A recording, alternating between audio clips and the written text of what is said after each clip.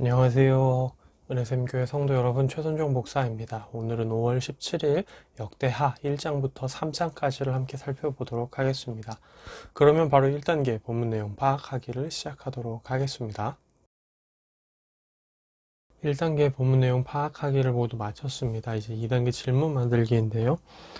두 가지 질문을 만들어 봤습니다. 먼저는 1장 16절에 보면 솔로몬의 말들은 애굽과 구외에서 사들였다라고 얘기를 하는데, 이 구외라는 곳이 도대체 어디인가? 현재로 따지자면 지금 어느 지방이나 어느 나라를 얘기하는 건가? 이게 첫 번째 질문이고요. 두 번째 질문은 2장 13절에 보면 지금 두로 왕 후람이 하는 말인데요. 전에 내 아버지 후람에게 속하였던 자라 라고 얘기를 하고 있거든요. 여기서 지금 이 두로의 왕도 이름이 후람인데 이 사람의 아버지 이름도 지금 후람이라고 얘기를 하고 있는 거거든요. 그러니까 궁금한 거죠. 이집트의 왕은 다 파라오라고 불리잖아요. 그러니까 이게 이 후람이라는 게 두로의 왕들에게 쭉 이어져 온 어떤 왕에 대한 명칭인가? 아니면 뭐 이제 그런 거 있잖아요. 뭐 에드워드 8세 이런 것처럼 후람 1세, 후람 2세 이런 식으로 똑같은 이름을 그냥 왕이 이어받은 것인가, 이런 게 좀 궁금해져서 그냥 오늘 한번 이것으로 한번 두 번째 질문을 잡아봤습니다. 네, 그러면 이제 3단계 질문에 대한 대답 찾기로 넘어가도록 하겠습니다. 3단계 질문에 대한 대답 찾기를 시작하도록 하겠습니다. 먼저 구회에 대한 거였죠. 이건 찾아보니까 아나톨리아 남동쪽 길리기아 지방을 얘기한다고 합니다. 지금으로 따지면. 그러니까 길리기아 지방을 당시에는 구회라고 불렀고, 이쪽 지역이 되게 말을 키우기가 좋은 환경이었대요. 그래서 이쪽에서 말이 참 많이 났었다라고 합니다. 애굽 같은 경우에는 그 삼각주, 그 나일강 삼각주 지역이 말을 키우기가 좋아서 그쪽에서 또 말이 많이 났다고 하네요. 그래서 이제 구에 대한 질문은 우리가 찾아봤고요. 두 번째 질문이었죠. 2장 13절에 내 아버지 후람에 대한 부분인데요. 이 부분은 제가 찾아봤더니 굉장히 좀 생각했던 것과 다른 방향으로 많이 흘러갔는데요. 제가 이제 궁금했던 건 내 아버지 후람 이렇게 얘기를 하고 있길래 이게 두로의 왕들이 다 후람이라고 칭해지는가, 아니면 이 사람이 뭐 후람 2세고 전에 아버지가 후람 1세인가 이런 건가를 궁금했던 건데, 여기 이 장인에 대한 얘기가 나옵니다. 이 장인이 지금 이 후람이 보낸 이 장인이 그 열왕기에는 히람이라는 이름으로 표시가 되는데요. 또 여기 역대하 4장 11절을 보면 이 사람의 이름을 그냥 후람이라고 얘기를 하고 있거든요. 그러니까 지금 이 왕이 보내는 장인의 이름이 후람인 겁니다. 근데 여기서 보면 재밌는 게 뭐냐면요. 4장 11절에는 후람이 이렇게 지었다라고 얘기를 하고 있습니다. 이와 같이 후람이 또 솥과 부삽과 대접을 만들었더라. 이와 같이 후람이 솔로몬 왕을 위하여 하나님의 성전의 살리를 마쳤으니, 이렇게 쭉 얘기를 하는데요. 여기 16절을 보면요. 그 솥과 부삽과 대접을 후람이 만들었다고 얘기를 하는데, 그 솥과 부삽을 만들었다라고 얘기하는 것 중에 여기 후람의 아버지가 솔로몬을 위하여 빛나는 놋으로 만들 때 이렇게 얘기를 하거든요. 근데 지금 후람의 아버지는 온 적이 없습니다. 후람 한 사람만 왔거든요. 그리고 후람의 아버지라 그러면 분명히 더 나이대가 높을 텐데, 지금도 보면 솔로몬 왕을 위하여 만들었다라고 하고 있거든요. 그러니까 지금 이걸 두 사람으로 생각을 해보면, 그러니까 역대하 4장 16절에 나오는 후람의 아버지라는 이 표현이 두 사람으로 생각을 해보면 후람과 후람의 아버지가 솔로몬 때에 같이 온 게 되는 거거든요. 근데 사실 이게 그 앞부분에도 그렇지만 약간의 조금 뭐랄까요, 번역 실수라고도 볼 수 있는 부분이거든요. 좀 말하기 좀 조심스럽긴 한데요. 네. 이걸 원어로 그래서 이제 막 이게 말이 좀 안 되는 것 같아서 막 찾아봤는데, 주석들도 그렇고 원어 성경을 제가 확인해 본 바도 그렇고, 그러니까 이 사람의 이름을 그러니까 여기서 후람의 아버지였다 이런 표현들이 나오는 이유가 히브리어로 아비라는 단어 때문이거든요. 아브라는 게 이제 그 아버지를 말하고요. 아비라고 하면은 앞에 뒤에 이가 붙으면 이제 소유격 나의 이런 게 되거든요. 그래서 이제 아브는 아버지, 아비는 나의 아버지 이렇게 되는데 이거 어려울 수 있으니까요. 히브리어 내용 중에서도 그냥 듣고 흘리시면 됩니다. 근데 이제 제가 설명을 위해서 잠깐 말씀을 드리는 거예요. 그래서 근데 그렇게 돼서 지금 성경은 뭐 그 나의 아버지 뭐 후람의 때 이런 식으로 번역을 한 겁니다. 2장 13절도 그렇고 여기 4장 16절도 그렇고 그렇게 한 거예요. 근데 사실 이게 한 사람의 풀네임일 수 있다는 거죠. 그러니까 예를 들어서 이제 그런 경우가 있을 수 있잖아요.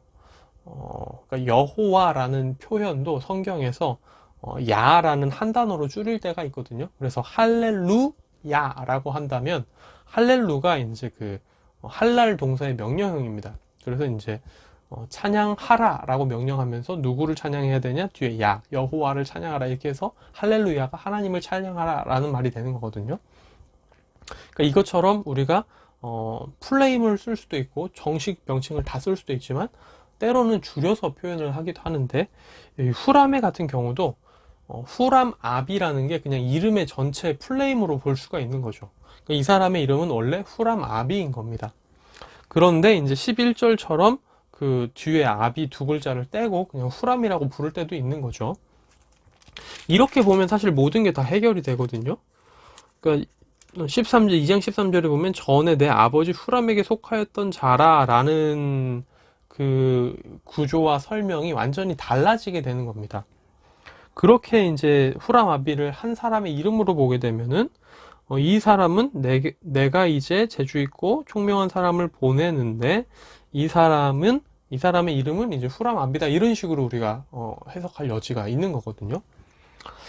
그렇게 해석을 할 때 사실 4장 11절과 16절도 아무 문제 없이 잘 흘러가는 걸 확인할 수가 있습니다. 그러니까 이 부분은 내 아버지 후람에게 속하였던 자라는 표현보다는 이 사람은 후람 아비라는 사람이다라는 쪽으로 우리가 바라보는 게 향후 4장 11절과 16절의 경우에도 큰 문제가 없을 것 같고요. 확실하게 이 장인의 이름은 이제 열왕기에도 히람이라고 이제 표현되는데 이거는 그냥 후 이거는 그 모음 문제거든요. 큰 문제가 아닙니다. 이제 이제 히브리어를 공부해 보신 분은 알겠지만 사실 이 고대 히브리어 원문에는 이제 모음이 없었거든요. 자음만 있었습니다. 우리가 초성 퀴즈 하듯이 이제 초성만 나와 있는 그런 격이었는데 너무 읽기 힘드니까 후대에 이제 모음을 개발해서 붙인 거거든요. 근데 이제 그런 걸로 봤을 때 히람이나 후람이나 동일한 인물로 보는 데는 전혀 문제가 없습니다. 그래서 그런 거를 여러 가지 생각해 봤을 때 이 장인의 이름이 확실히 후람이었고 풀네임이 후람 아비였다라고 우리가 보는 게 문제가 없는 것 같아요. 그러니까 이제 처음에 궁금했던 질문은 뭐 해소가 안 되는 부분이죠. 뭐 후람의 아버지가 그대로 후람이었는지 이거는 알아볼 수 없었지만 결론적으로 이 장인의 본문이 이제 좀 우리를 오해할 수 있게 하는 그런 한글 해석에 대해서는 이렇게 해석을 할 수 있고요. 영어 성경도 제가 확인을 해보니까 2장 16절에 대해서는 좀 잘못 보고 있는 것 같더라고요. 2장 13절에 대해서. 근데 이제 이 부분은, 이렇게 보는 게 좀 맞는 것 같아요. 그래서 이제 우리나라 성경도 영어 성경도 뭐 번역본에 따라 다를 수 있는데요. 제가 확인했던 영어 성경은 좀 잘못되어 있었던 걸로 우리가 이해를 하는 게 맞을 것 같습니다. 네, 그래서 오늘의 질문은 여기서 이렇게 되고요. 제가 이제 후라마비에 관련해서 이렇게 하면서 좀 히브리어 얘기를 하면서 좀 어렵게 말씀을 드렸는데 굳이 이거는 기억하지 않으셔도 괜찮은 내용입니다. 결론만 아시면 돼요. 막 들으시다가 이게 뭔 말이야 하면서 이제 막 너무 스트레스 받지 마시고 이거는 그러니까 이 사람의 이름이 후라마비라는 이름인데 이게 조금 이제 번역 과정에서 조금 이렇게 뭐 후람의 아버지, 뭐 나의 아버지의 후람, 뭐 이런 식으로 좀 이제 해석이 조금 잘못됐을 수 있다라는 것만 기억하시면 될 것 같습니다. 네, 그러면 이제 4단계 본문 묵상하기로 넘어가도록 하겠습니다. 4단계 본문 묵상하기까지 모두 마쳤습니다. 이제 마지막 5단계 적용하기인데요. 저는 3장 1절을 말씀을 좀 많이 묵상을 하게 됐는데요. 솔로몬이 예루살렘 모리아 산에 여호와의 전 건축하기를 시작하니 그곳은 전에 여호와께서 그의 아버지 다윗에게 나타나신 곳이요 여부스 사람 오르난의 타작 마당에 다윗이 정한 곳이라 라고 얘기를 하고 있죠. 전에 여호와의 이제 사자가 나타나서 칼을 들고 나타났던 곳이기도 하고 다윗이 그 칼을 든 천사를 마주쳤던 곳이죠. 근데 왜 그렇게 마주치게 됐냐면 다윗이 인구조사라는 죄를 지었고 그거에 대한 심판으로 전염병이 돌아서 이제 그것 때문에 다윗이랑 장로들이 움직이다가 이렇게 만나게 된 건데요. 그 장소에서 이제 성전을 세운다는 것은 어떻게 보면 아픈 이스라엘 민족에게 이제 큰 죽음이 있었던 아픔이 있었던 그 사건을 다시금 떠올리게 하겠죠. 그 장소와 무관한 곳에 성전을 세웠다면 그 사건은 금방 잊혀질 수 있습니다. 그런데 그 장소이기 때문에 사람들은 분명히 이 성전 터와 이 성전을 바라보면서 예전에 무슨 일이 있었던 곳인지를 다시금 생각해 보게 될 거라는 거죠. 그러니까 이 부분을 좀 많이 묵상을 하게 되면서 전에 하나님 앞에 있었던 나의 죄악과 그에 대한 벌이 이제 성전 위에 서게 되는 거죠. 죄를 지었고 그 죄를 회개했습니다. 그리고 죄에 대한 벌을 받고 이제 거기다 딱 서게 되면서 저라면 이 시대에 살아있던 사람이라면 그 성전을 보면서 계속 되뇌일 것 같아요. 과거를. 그래, 그런 일이 있었고 이런 일이 있었고 이렇게 됐지, 이렇게 되뇌일 거란 말이죠. 그러면 조심하게 될 수밖에 없습니다. 그래, 내가 이러이러한 죄를 하나님 앞에 짓는다면 나는 또 하나님께 벌을 받을 수 있지. 그러면 내가 그 벌로 인해 힘들 수 있고 고통받을 수 있지라는 것들을 생각해 볼 수 있게 된다는 거죠.